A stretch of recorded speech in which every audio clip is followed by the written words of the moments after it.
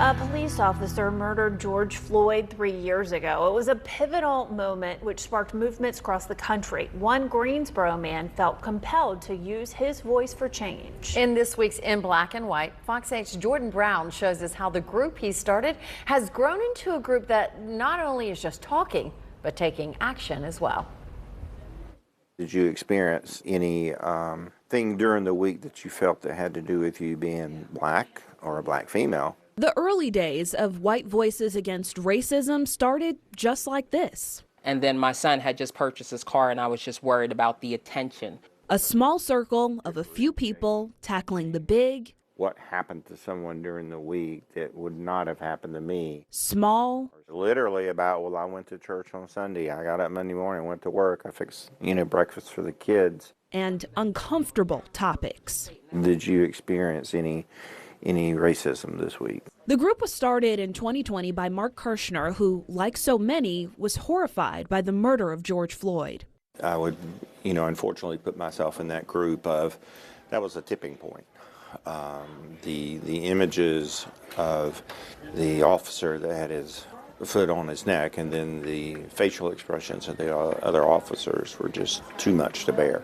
White Voices Against Racism was started by a white man, but it's not a group exclusively for white people. For me, it was about, here's a privileged white male speaking out against systemic racism. And the white voice in that maybe would resonate a little bit differently with individuals. But Kirshner knew that it would take different voices to really understand how to make a real impact. Obviously, I'm not a white voice, so when Mark asked me to be a part of the group, I was excited. Which is why he asked his friend Chantel Wesley Lamine to come on board. I'm a voice that knows that it's going to take a collective voice to bring about change for something as big and as ongoing as racism. Getting people talking was just one of the goals of this group. And we wanted things to be experiential. We wanted things to be kind of low-key, not in your face, so to speak, fun. Over the last 2 years, they've raised money and paid for groups of people to go on a series of educational trips to historic sites and museums around Guilford County.